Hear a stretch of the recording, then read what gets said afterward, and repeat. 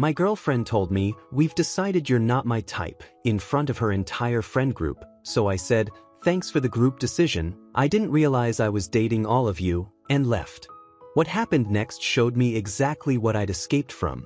I'm Logan, 30 years old, and I work as a digital forensics investigator here in Portland, spending my days analyzing data breaches and cybercrime evidence for law enforcement agencies across the Pacific Northwest. I met Amber 18 months ago at a board game cafe downtown during one of their weekly trivia nights, where we bonded over our shared obsession with true crime podcasts and our mutual appreciation for weekend farmers market visits that most people our age found boring and outdated. She was 27, worked in content strategy for wellness brands, creating social media campaigns for organic skincare companies and mindfulness apps, and had this infectious laugh that made even my dry observations about forensic science methodologies seem genuinely interesting to her. We moved in together after 6 months of what felt like effortless compatibility, and I genuinely believed we'd found something real, something built on actual shared values and intellectual connection rather than just convenience or physical attraction.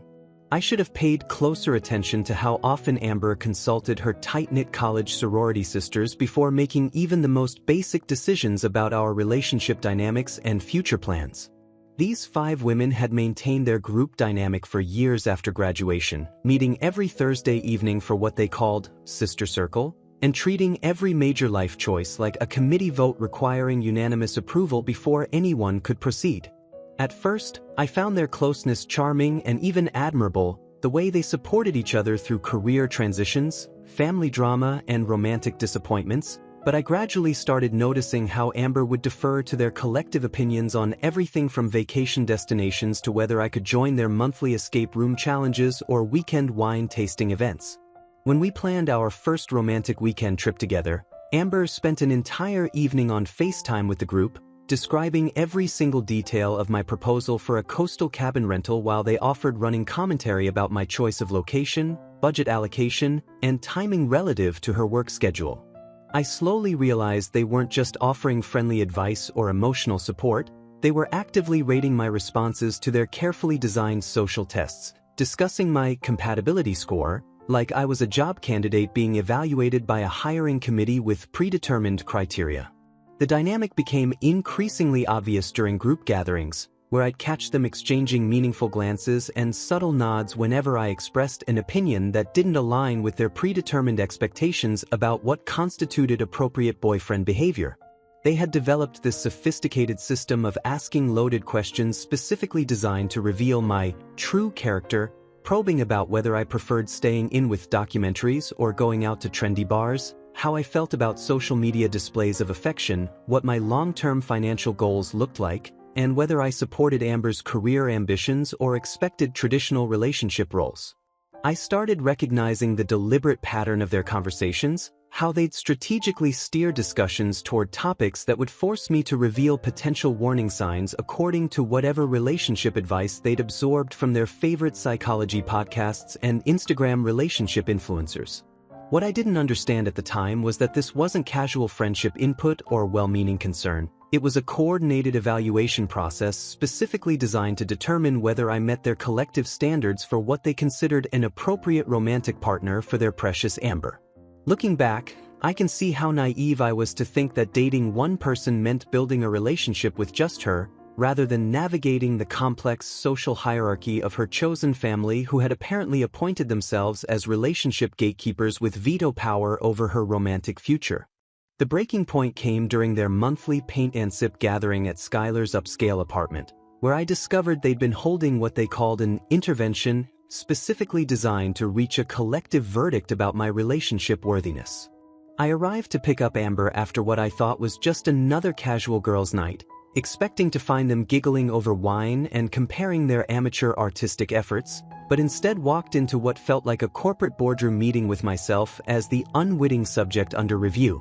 Skylar, the self-appointed ringleader of their group and a marketing coordinator who treated every social interaction like a strategic campaign, had prepared an actual PowerPoint presentation displayed on her wall-mounted television, complete with slides detailing what she termed my concerning behavioral patterns and compatibility red flags, that threatened Amber's long-term happiness and personal growth. I stood there in absolute disbelief as she clicked through professionally designed slides that criticized my preference for documentary nights over club hopping, my habit of fact-checking their gossip stories when they shared obviously embellished rumors, my tendency to suggest budget-friendly date options instead of expensive restaurant reservations, and my apparent failure to provide adequate social media validation through public displays of affection. The presentation included charts comparing my behavior to what they'd researched as ideal boyfriend standards from relationship psychology articles, complete with numerical scores rating my performance in categories like emotional availability,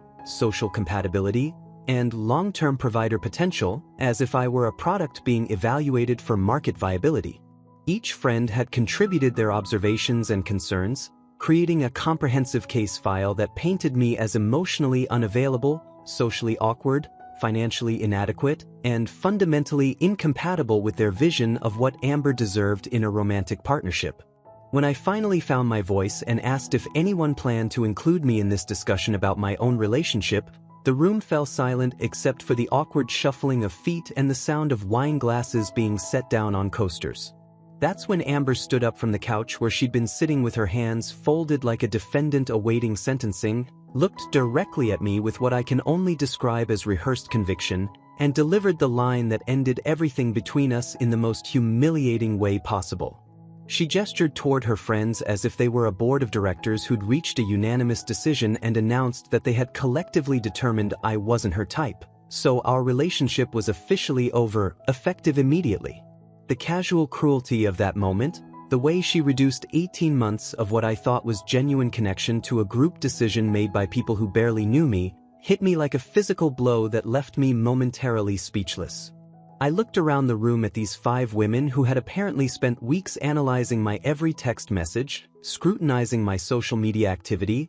and building a case against my character based on their shared delusions about what constituted relationship perfection. Instead of arguing, begging, or defending myself against their ridiculous accusations, I felt this strange calm settle over me as I realized exactly what kind of toxic dynamic I'd been unknowingly participating in for months. I thanked them for the group decision, mentioned that I hadn't realized I was dating all of them simultaneously, collected my jacket from Skylar's entryway closet, and walked out while they exchanged panicked glances, suddenly understanding how their collective behavior might appear to an outsider who wasn't impressed by their amateur psychology degrees and relationship expertise gleaned from Instagram influencers. The silence that followed my departure was apparently deafening, according to what I learned later, as none of them had expected me to respond with such composed dignity rather than the emotional breakdown they'd been anticipating. They'd planned for tears, desperate pleas for another chance, angry accusations,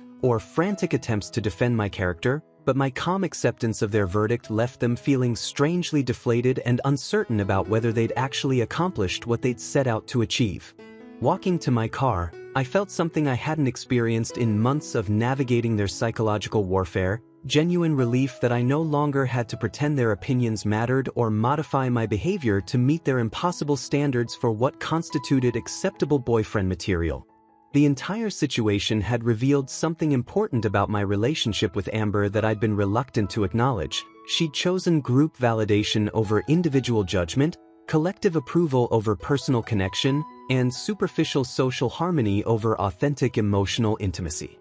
2 weeks after the breakup, I discovered through Amber's coworker Marcus that their surveillance operation had been far more extensive and invasive than I'd initially realized during that humiliating paint and sip intervention. Marcus worked in the same marketing agency as Amber and had been growing increasingly uncomfortable with the stories she'd been sharing about their relationship research project, eventually deciding to warn me about the scope of their digital stalking campaign that had been documenting my every move for months. Skylar had been secretly screenshotting my text messages to Amber and uploading them to a shared Google Doc titled Logan Red Flag Tracker that served as a comprehensive database of my perceived flaws, behavioral inconsistencies, and potential warning signs according to their amateur psychological analysis. This document had grown to over 30 pages of detailed observations, including timestamps of my response rates to Amber's messages, analysis of my emoji usage patterns, screenshots of my social media activity with commentary about what my posts revealed about my character, and even photographic evidence of gifts I'd given Amber with numerical ratings based on thoughtfulness, cost, and appropriateness according to relationship milestone expectations they'd researched online. The group had been operating like amateur private investigators, analyzing my LinkedIn connections to determine my career ambitions, studying my Instagram stories to evaluate my social life and friend group, tracking my location check-ins to assess whether I was being truthful about my whereabouts, and even monitoring my Spotify activity to judge my musical taste and emotional state based on playlist choices. They'd created detailed spreadsheets rating my gift choices on a scale from 1 to 10, documented every restaurant I'd suggested for dates along with price point analysis, and maintained a running commentary about my clothing choices, grooming habits, and overall physical presentation that read like a product review written by particularly judgmental consumers. When I confronted Amber about this massive violation of privacy, she initially defended their behavior as friends looking out for each other, explaining that they were simply being thorough in their evaluation process because they cared about her happiness and wanted to prevent her from making a mistake with someone who wasn't worthy of her time and emotional investment. She seemed genuinely confused by my anger about their surveillance tactics, arguing that anyone with nothing to hide shouldn't object to having their behavior analyzed and evaluated by people who had her best interests at heart. The conversation revealed how completely she'd been indoctrinated into their groupthink mentality, where individual privacy was less important than collective security and personal boundaries were selfish obstacles to proper relationship vetting procedures. Gradually, as I explained how their behavior constituted stalking and harassment rather than friendship support, I could see her starting to understand the magnitude of what they'd been doing and how far outside normal social boundaries their investigation had ventured.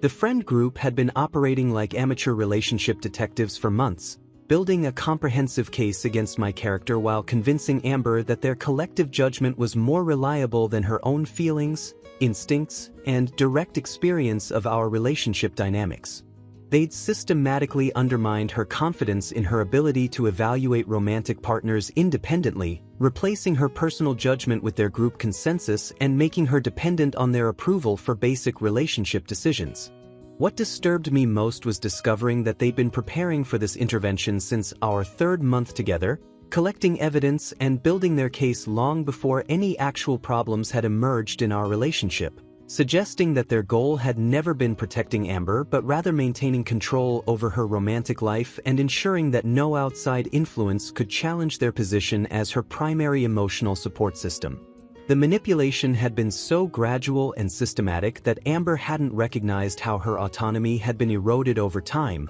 how her natural instincts had been replaced with group-approved responses, and how her ability to form independent judgments about her own romantic relationships had been systematically dismantled by people who claimed to have her best interests at heart but were actually serving their own psychological needs for control and importance. Looking back through their documented surveillance, I realized they'd been treating our relationship like a social experiment, with me as the unwitting test subject and Amber as their willing participant in psychological manipulation disguised as friendship support and relationship guidance. The entire experience taught me valuable lessons about recognizing toxic group dynamics and the importance of individual autonomy in healthy relationships.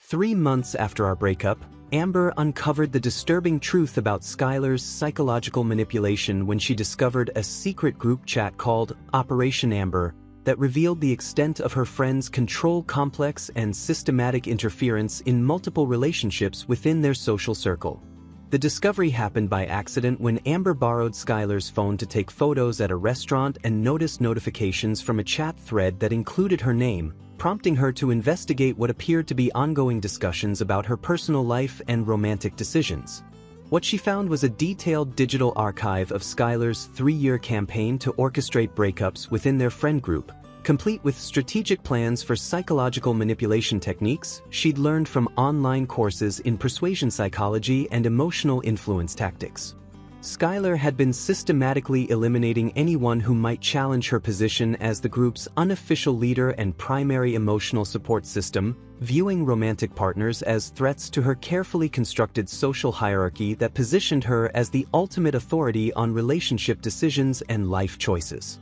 The chat logs revealed how Skylar thrived on being the person everyone turned to during emotional crises, deliberately creating those crises by undermining relationships that showed signs of long-term stability or genuine happiness. She had successfully sabotaged 4 serious relationships among their friend group over the past 3 years, using remarkably similar tactics that involved gradual erosion of trust, coordinated campaigns of doubt and criticism, and carefully timed interventions that positioned her as the voice of reason, protecting her friends from making terrible mistakes with unworthy partners. Each operation followed the same strategic pattern, beginning with subtle questioning about the partner's intentions and character, escalating to group discussions about concerning behaviors and potential warning signs, then culminating in coordinated interventions where the group collectively decided the relationship was toxic or unhealthy. Skylar had documented her manipulation techniques with scientific precision, including detailed notes about which psychological triggers worked most effectively on different personality types, timing strategies for maximum emotional impact, and methods for maintaining plausible deniability while systematically destroying her friends' confidence in their romantic judgment.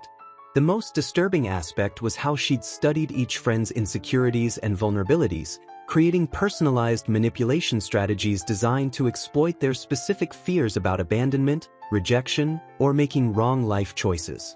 When Amber confronted the group about these revelations, presenting evidence of Skylar's calculated interference in their personal lives, the response revealed how deeply the toxic dynamic had infected their entire social structure. Rather than expressing horror at being manipulated or anger at having their relationship sabotaged, most of the friends accused Amber of being brainwashed by me, claiming that she was losing herself in desperate attempts to justify her mistakes and refusing to accept their collective wisdom about her romantic choices. They insisted that Skylar's actions had been motivated by genuine care and concern, that her methods might have been unorthodox but her intentions were pure, and that Amber was being ungrateful for the protection and guidance they'd provided throughout her relationship with someone who was clearly wrong for her. The friends closed ranks around Skylar, treating Amber's discovery as betrayal rather than revelation, demonstrating how effective the psychological conditioning had been in making them dependent on group approval and suspicious of individual autonomy. Their response confirmed that this wasn't just about controlling Amber's romantic life, but about maintaining a toxic social ecosystem where Skylar's need for psychological dominance was more important than anyone's personal happiness or relationship success, and where questioning the group's authority was treated as evidence of mental instability rather than healthy independence. The entire situation had transformed from friendship support into psychological manipulation so gradually that most of the group members couldn't recognize how their normal social boundaries had been systematically eroded by someone who positioned herself as their protector while actually serving as their controller, demonstrating the insidious nature of emotional manipulation disguised as care and the difficulty of recognizing toxic dynamics when they develop slowly within trusted relationships.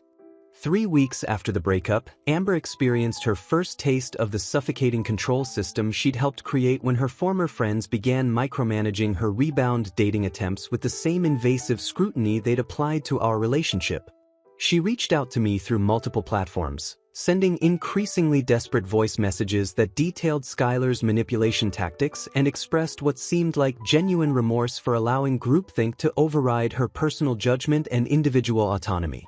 Her messages revealed how quickly the friends had turned their analytical focus toward her new romantic prospects, subjecting potential dates to the same comprehensive evaluation process that had destroyed our relationship, complete with background research, social media investigation, and collective verdict meetings that determined whether each candidate met their evolving standards for appropriate partner material. Meanwhile, I had already begun dating Riley Chin, a museum curator I'd met through a photography workshop who appreciated my analytical mind and actually supported my independence from toxic social dynamics rather than trying to control or change my fundamental personality traits. Riley worked at the Portland Art Museum, had completed her master's degree in art history, and possessed this refreshing quality of forming her own opinions about people and situations without needing group consensus to validate her judgment or decision-making process. When Amber discovered through our mutual connections that I was seeing someone new, her reconciliation efforts escalated from apologetic text messages to more dramatic gestures that revealed how completely she'd internalized the manipulative behaviors she'd learned from her friend group. She began organizing surprise visits to my workplace, hoping to catch me during lunch breaks so she could explain how Skylar had systematically undermined her confidence and convinced her to doubt her own feelings about our relationship compatibility. These workplace ambush attempts were followed by coordinated delivery of elaborate apology arrangements, including expensive flower bouquets with handwritten cards explaining her psychological journey toward recognizing the toxic influence of her social circle and her desperate desire to rebuild what we'd lost. Her former friends launched a counter-campaign designed to sabotage any possibility of reconciliation between us, creating fake dating profiles on multiple platforms to catfish me with attractive photos and compelling personal stories that would supposedly reveal my true character under pressure. They spent weeks crafting these fictional personas, complete with detailed backstories, shared interests that aligned with my hobbies, and conversation techniques designed to test my loyalty to Riley and expose any lingering feelings for Amber that they could use as evidence of my emotional instability or relationship unreliability. The friends also began spreading carefully crafted rumors throughout our extended social network, suggesting that Amber's attempts to contact me constituted stalker behavior and that her sudden recognition of their manipulation tactics was actually evidence of mental health deterioration rather than healthy awakening to toxic relationship patterns. They positioned themselves as concerned observers watching a former friend's psychological breakdown, documenting her desperate attempts to reconnect with someone who had clearly moved on, while simultaneously portraying me as either a cruel manipulator who had turned Amber against her support system or a naive victim who didn't understand the psychological damage that reconnecting with her would cause. The irony of their campaign was remarkable. These same people who had spent months systematically analyzing and undermining our relationship were now presenting themselves as experts on healthy relationship boundaries while engaging in sophisticated psychological warfare designed to prevent any possibility of reconciliation or healing. Their behavior revealed the true motivation behind their original intervention, which had never been protecting Amber from a bad relationship but rather maintaining control over her romantic choices and ensuring that no outside influence could challenge their position as the primary arbiters of her personal life decisions. The sophistication of their psychological warfare demonstrated how much time and energy they invested in controlling outcomes rather than supporting genuine friendship, and how quickly they could mobilize their manipulation tactics against anyone who threatened their carefully constructed social hierarchy where Skylar's approval-determined relationship viability and individual autonomy was treated as dangerous rebellion against collective wisdom that needed to be suppressed rather than celebrated.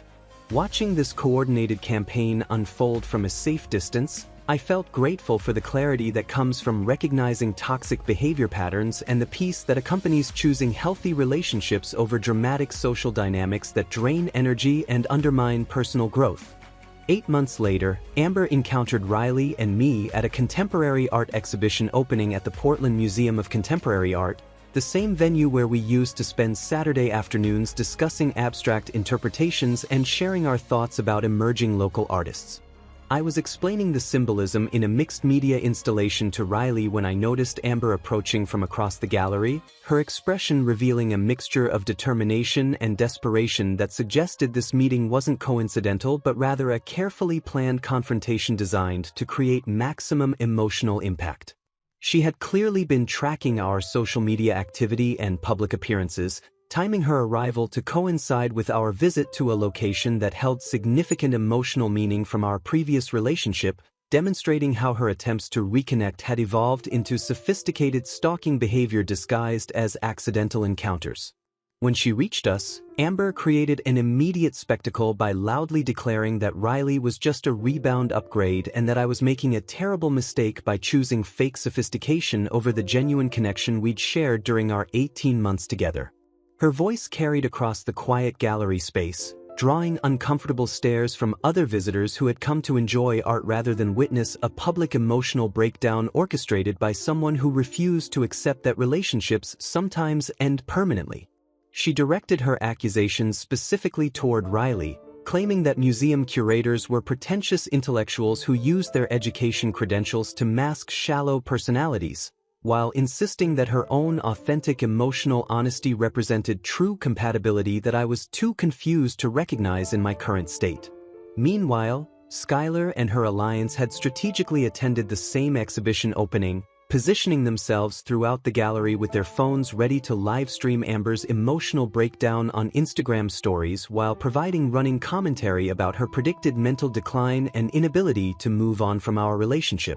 Their coordinated social media coverage included real-time commentary describing Amber's desperate presentation to increasingly uncomfortable gallery visitors, complete with hashtags about validation addiction and cautionary tales about women who lose themselves in unhealthy romantic obsessions when they don't have strong friend support systems. The live stream gained immediate traction within our extended social network, with former friends adding cruel commentary about Amber's public humiliation and my narrow escape from what they now characterized as obvious psychological instability that had been developing throughout our relationship but had been masked by her ability to present a normal facade to unsuspecting partners.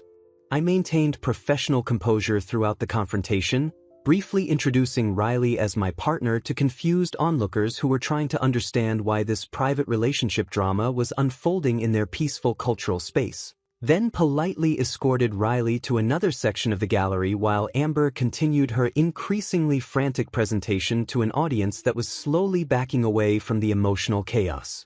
The contrast between Amber's desperate performance and Riley's calm dignity was stark enough that several gallery visitors approached us later to express sympathy and offer support, having witnessed enough of the situation to understand that we were dealing with someone whose behavior had crossed normal social boundaries into harassment territory that made everyone uncomfortable. The live stream footage later circulated through our local social circles as evidence of Amber's complete psychological breakdown, with her former friends positioning themselves as concerned observers who had tried to protect her from this inevitable outcome but had been rejected when they attempted to provide necessary intervention and guidance about healthy relationship boundaries and appropriate social behavior in public spaces. The entire incident demonstrated how their toxic influence had created exactly the kind of emotional instability they claimed to be preventing, turning someone who had once been capable of normal social interactions into a person whose desperation for validation had overwhelmed her ability to recognize appropriate behavioral boundaries in professional and cultural settings.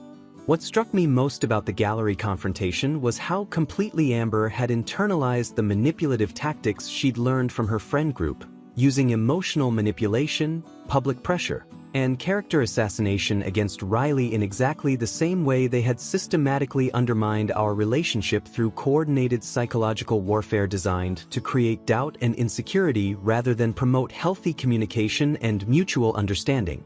15 months later, I proposed to Riley during a private astronomy observation session at the Mount Hood Observatory, having found someone who genuinely celebrated my thoughtful nature and independent thinking rather than trying to reshape my personality according to external group standards or social media expectations. Riley had always appreciated the analytical approach I brought to problem solving, my preference for meaningful conversations over superficial social interactions, and my commitment to making decisions based on personal values rather than peer pressure or collective approval from people who didn't understand our relationship dynamics. The proposal was perfectly suited to both our personalities, quiet and intimate rather than performative, focused on our shared love of learning and discovery rather than creating content for social media validation or meeting societal expectations about romantic gesture appropriateness. Meanwhile, Amber had withdrawn from her former social circle completely and spent months in therapy learning to recognize manipulation patterns, rebuild her decision-making confidence, and develop healthy boundaries with people who disguised control as care or friendship support. Her therapist had helped her understand how gradually she'd surrendered her autonomy to a group dynamic that prioritized collective judgment over individual growth, and how the psychological conditioning had made her dependent on external validation rather than trusting her own instincts and emotional intelligence. She made one final attempt to contact me through LinkedIn, crafting a professional networking message that ostensibly discussed career development opportunities but actually sought what she called closure and acknowledgement of how group pressure had corrupted her judgment during our relationship. The message was carefully worded to avoid triggering harassment concerns while expressing her understanding of how manipulation tactics had influenced her behavior and decision-making throughout our time together, along with her recognition that I'd been treated unfairly by people who claimed to have her best interests at heart. I shared the message with Riley, who supported my decision to maintain complete no contact, understanding that any response would likely encourage further attempts at communication rather than providing the closure Amber claimed to need for her healing process. We blocked Amber across all digital platforms while planning our low-key ceremony with close family and friends who actually supported our relationship without trying to analyze, evaluate, or interfere with our choices about venue, guest list, or celebration style. Riley's friends were genuinely excited about our engagement, asking thoughtful questions about our plans and offering practical support without attempting to insert their opinions about what constituted appropriate wedding planning or relationship milestone timing. The contrast between healthy friendship support and toxic group interference became even more obvious as we navigated the engagement period, with Riley's social circle demonstrating how friends could celebrate someone's happiness without needing to control or approve every decision involved in building a life together. Amber's former friends continued their pattern of recruiting new members to replace her within their social hierarchy, but she had finally developed enough psychological strength to prioritize authentic relationships over superficial group acceptance, choosing temporary solitude over returning to toxic dynamics that had damaged her ability to trust her own judgment. Her withdrawal from their influence represented genuine growth rather than social isolation, as she learned to distinguish between loneliness and independence, between supportive friendship and manipulative control, and between healthy concern and psychological interference disguised as care and protection. The entire experience had taught both of us valuable lessons about recognizing toxic relationship patterns, the importance of maintaining individual autonomy within romantic partnerships, and the difference between friends who support your growth and those who undermine your confidence to serve their own psychological needs for control and importance within social hierarchies that prioritize group conformity over personal happiness and authentic connection. Looking back, I realized that losing Amber had actually been the catalyst for finding someone who truly understood and appreciated my authentic self, while her journey through manipulation and recovery had ultimately led her toward developing the psychological strength and independence she'd never been allowed to cultivate within her toxic friend group that treated individual growth as a threat to their collective power structure. Sometimes the best thing that can happen to you is being rejected by people who never deserved you in the first place.